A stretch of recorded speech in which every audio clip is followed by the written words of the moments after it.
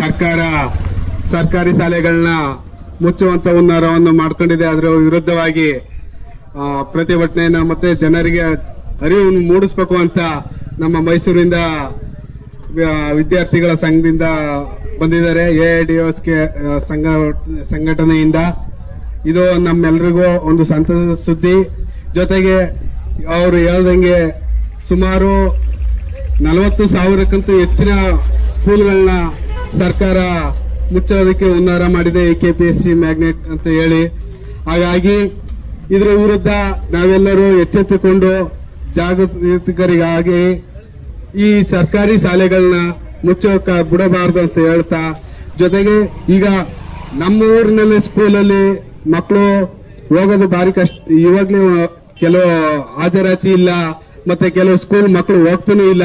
ಅಂಥದ್ರಲ್ಲಿ ಇನ್ನು 5 kilometre 6 kilometre ದೂರದಲ್ಲಿ ಈ ಸರ್ಕಾರಿ ಶಾಲೆನ ಮಾಡಿದಾಗೆ ಮಕ್ಕಳು ಹೋಗ್ತಾರೆ ಅನ್ನೋದು ಇದೇ ಇರಲ್ಲ.